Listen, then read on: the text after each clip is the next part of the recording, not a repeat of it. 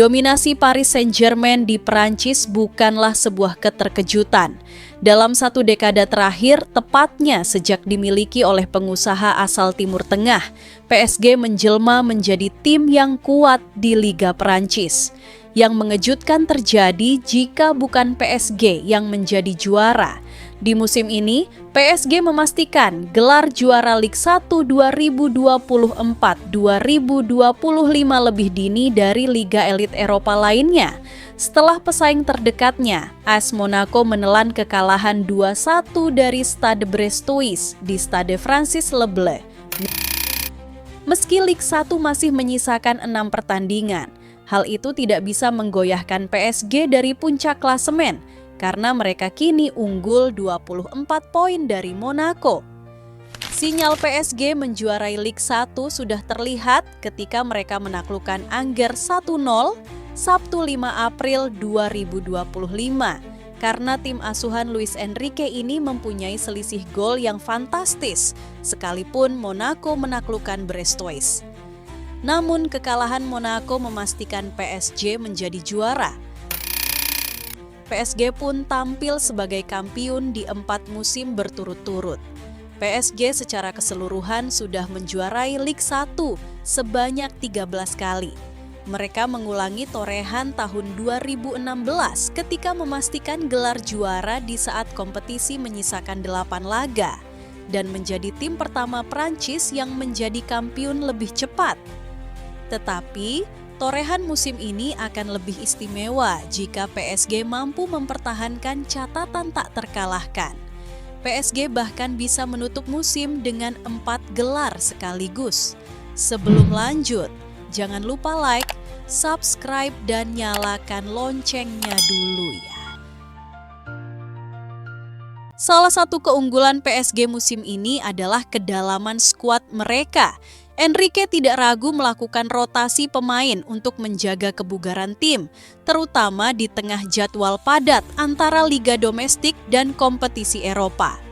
Selain itu, persaingan internal yang ketat membuat para pemain termotivasi untuk memberikan yang terbaik setiap kali diturunkan. Dengan strategi yang lebih kolektif dan berbasis kerjasama tim, PSG telah meletakkan fondasi kuat untuk masa depan.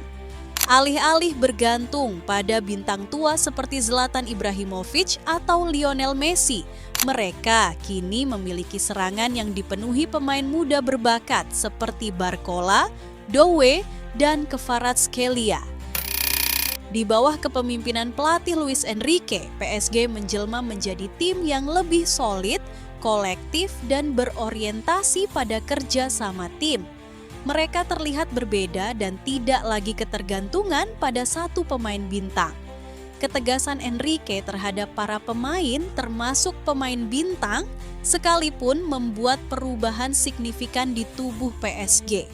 Sikap ini terlihat ketika ia mencoret Ousmane Dembélé dari skuad inti dalam pertandingan penting Liga Champions melawan Arsenal karena alasan disiplin. Meskipun PSG kalah 0-1, keputusan Enrique mengirimkan pesan kuat kepada seluruh tim bahwa dedikasi adalah prioritas utama. Hasilnya, Dembélé justru bangkit dengan performa gemilang setelah insiden tersebut. Ia kini menjadi top skor Ligue 1 dengan 21 gol dan total 32 gol di semua kompetisi, membuktikan bahwa keputusan Enrique adalah langkah yang tepat. Transformasi Dembélé menjadi pemain yang lebih dewasa dan produktif adalah salah satu cerita sukses musim ini. Bukti lainnya adalah kepergian Kylian Mbappé dari tim bukan masalah besar bagi Enrique. Luis Enrique mengambil langkah berani untuk tidak mencari pengganti langsung sebagai mesin gol. Sebaliknya, ia mendorong seluruh tim untuk berkontribusi secara merata. Hasilnya, sejumlah pemain muda dan pemain pendukung mulai bersinar, seperti Bradley Barcola, 22 tahun, 18 gol musim ini, dan Désiré Doué, 19 tahun, 11 gol.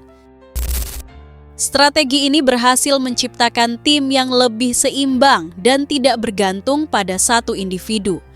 Total 4 pemain PSG telah mencetak 10 gol atau lebih musim ini, 2 kali lipat dari jumlah musim lalu. Meskipun PSG sedang bergerak menjauh dari era Galactico, pemain super bintang, mereka tetap berhasil mendatangkan pemain berkualitas tinggi seperti Kvicha Kvaratskhelia dari Napoli.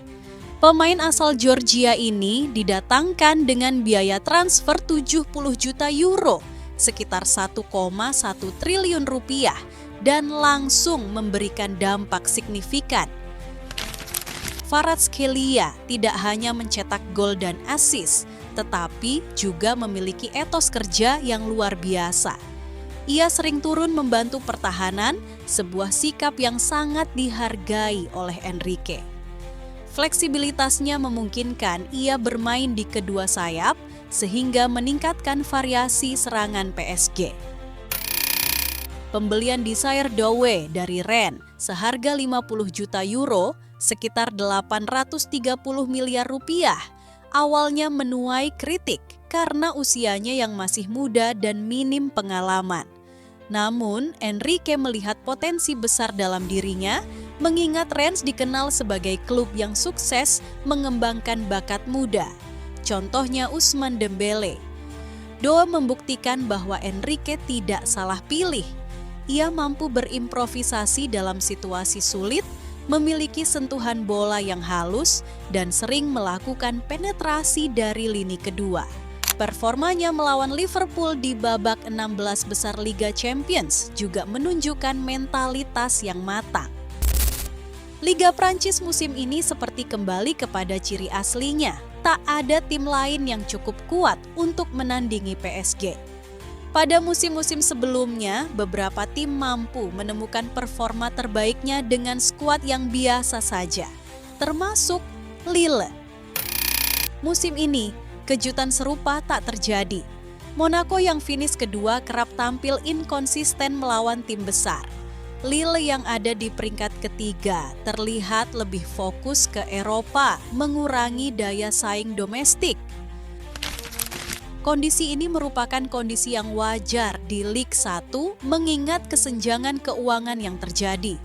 PSG memiliki anggaran 600 juta euro per tahun, jauh di atas rival domestik, 100 sampai 200 juta euro, memungkinkan skuad lebih berkualitas.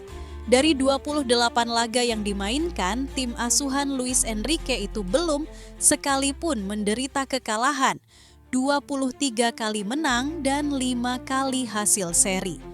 Apabila PSG mempertahankan konsistensi tak terkalahkan hingga akhir musim ini, PSG bisa menjadi tim pertama di Perancis yang mengakhiri satu musim kompetisi dengan rekor tak terkalahkan.